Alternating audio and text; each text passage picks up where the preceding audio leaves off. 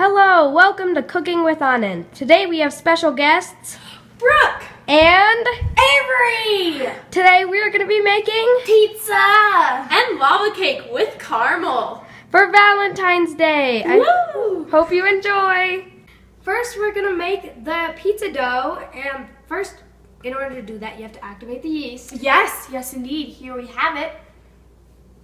And our water, we used a thermometer to gauge it.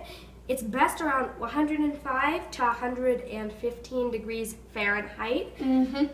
Once you've added it to a cup of warm water, 1 packet of yeast, or about 2 teaspoons and a half of yeast, if you're using it in a jug like this, into your water, it is going to smell very much like bread.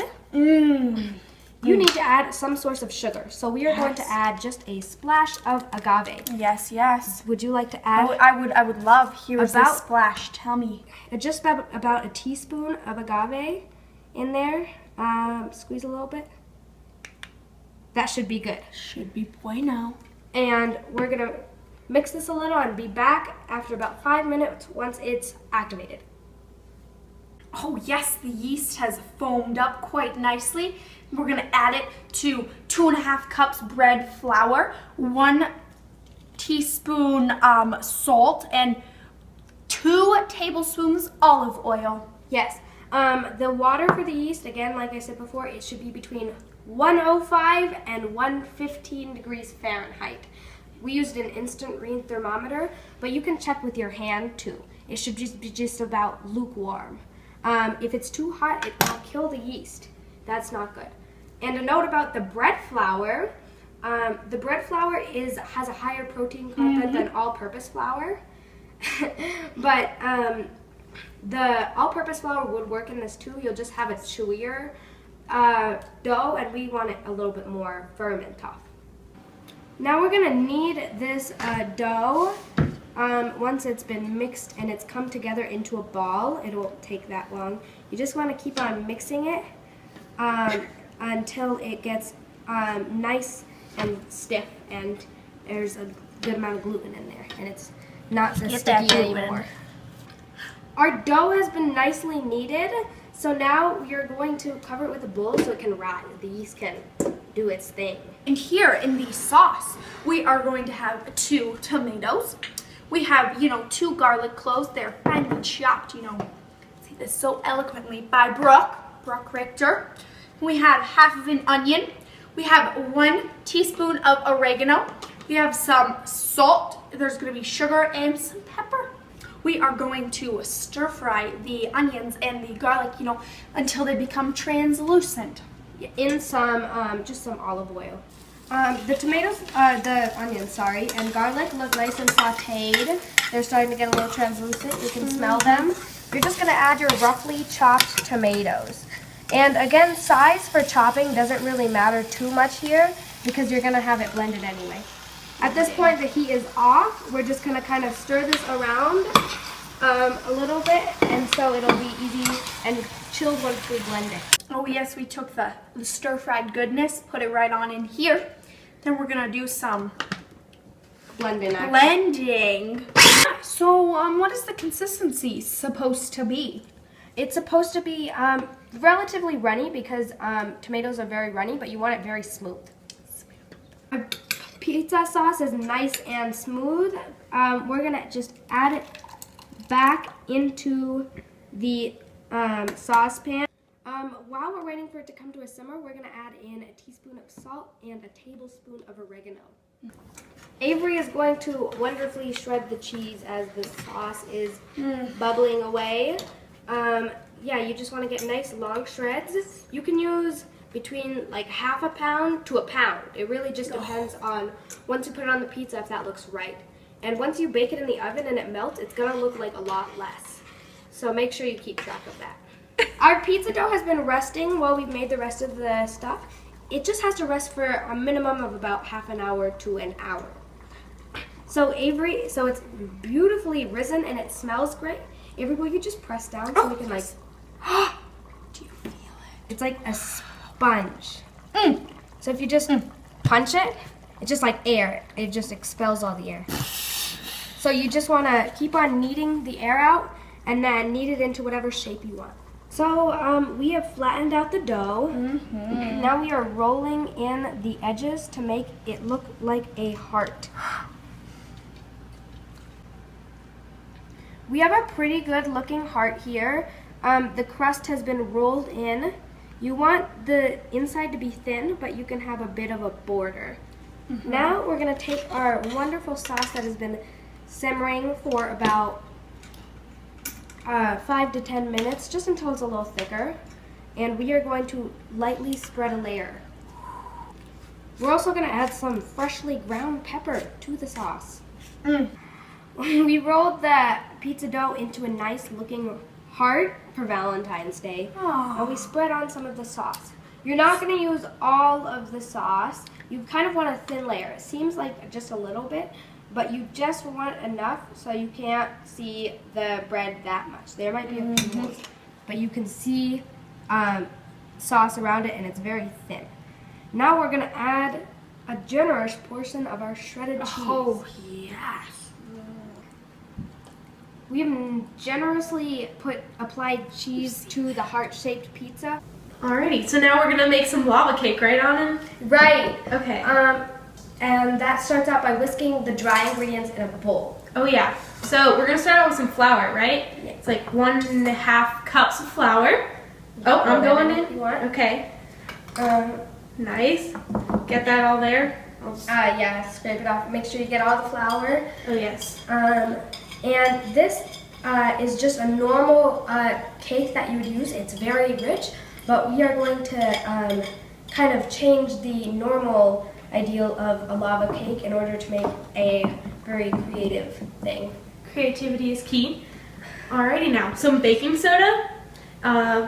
This thing right here. Yes. 1 teaspoon of baking soda. That's what you want. Cool. And then you want a teaspoon of salt. Oh man. Teaspoon of salt. Where'd that go? Oh, we already put it in there. Oh, we already put that. Okay. Some sugar now. Gonna go 1 cup, right? 1 cup of sugar, exactly. Oh yeah. What'd you call this? Some sugar diabetes? Yes.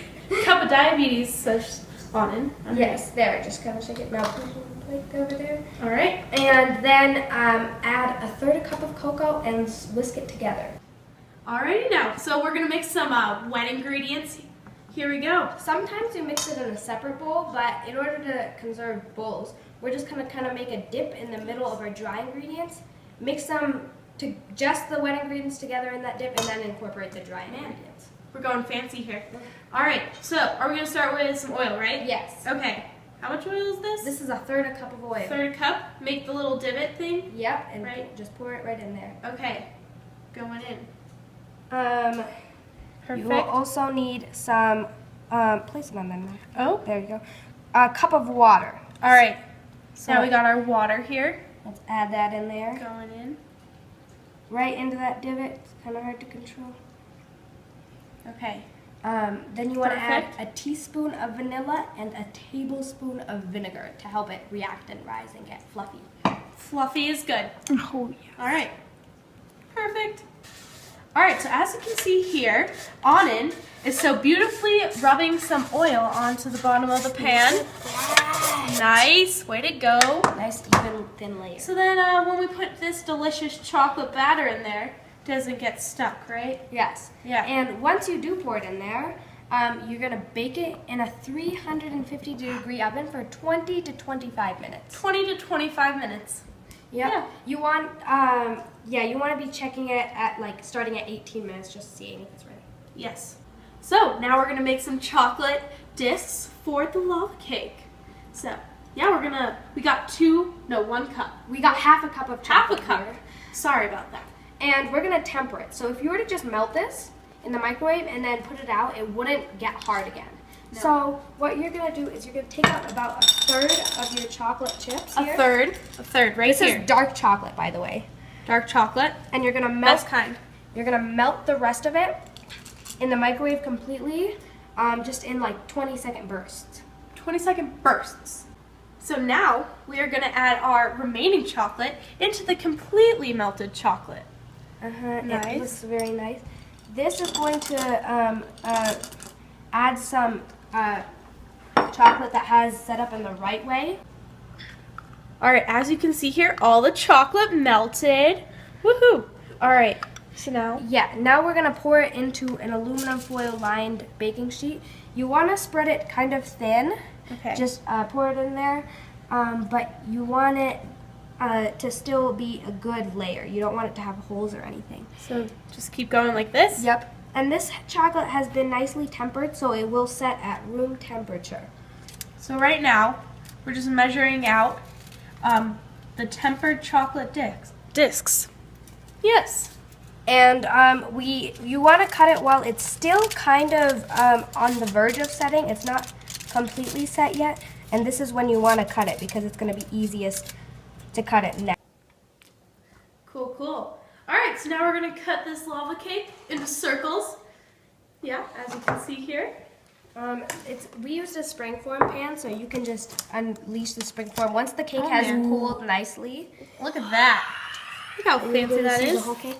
So now we're just gonna cut equal size circles to the discs we made. So we're gonna make some caramel sauce. So what we got here is 1/3 cup of brown sugar, 2 tablespoons of butter. We're gonna mix it all together in this wonderful saucepan. On medium heat. Medium heat. Just until it starts to bubble. Yes, bubblicious. Expeditious. Make the lava cake delicious. So the caramel sauce has come to a simmer. Oh, simmer, bubbling. Yeah, it's bubbling. It's gotten a lot thinner, and we are going to add in 2 tablespoons of milk to this. Ooh. It's gonna vigorously. Leche? Yes, it's gonna vigorously bubble like that, but you just gotta keep calm and Keep calm and bubble on. It is now ganache time. Yeah. So we got 1/4 cup of milk right here. Gonna heat that up in the microwave, and then we're gonna pour that over these 1/2 cup of chocolate chips. Isn't that right, Anand? Right. Yeah. You just want to heat it until it's very hot. Alrighty now. So we're just stirring along, right? Yep. Yeah. You just want to keep on stirring the hot milk until into the chocolate chips until it's all one homogeneous mixture. And you want to let the hot milk sit on the chocolate chips for about a minute before you start agitating. So we just place that into the fridge to let it harden up, right? Or Yeah, thicken up so Thicken it up. gets thicker like a ganache. And it's so gooey and stringy, and that's how you know you have nice fresh mozzarella. Nice pizza here. The perfect date to any Valentine's Day extravaganza. Oh yes. The sauce is very tangy and like normal pizza sauce, but it adds a nice extra zing to it. But if you prefer a more traditional pizza sauce flavor, you can just buy your own. Or use tomato paste instead of whole tomatoes. Delicious. And here now we cut out the hole in the center, filled it with some ganache, put the little tempered chocolate on top. And now Anand, for the big reveal. So we reheated the caramel sauce, and now we're just gonna drizzle a little bit on. You can add milk afterwards to your desire of however thin you want it. And then it just melts through that hole in the middle. Okay, we're just gonna cut into this. Oh yes. Yes. All our hard work. And you can Delicious. see a pool of chocolate just swims out underneath the cake, and you can eat it all in one, and it creates a little fondue. You can just Nice. dip your strawberries in it or other fruit. Yes. And remember, any of these cooking practices can be applied to relationship. Yes, just a little warmth involved, you know, and just apply yourself and it will happen. Yes. Well, we just want to thank Anand for having us on his cooking show. We had a great time, and I hope you guys use these recipes in the future. Yeah, they're Thank all you guys delicious. so much for helping. Of course. And we wish you guys all a happy Valentine's Day. Yeah. Yay!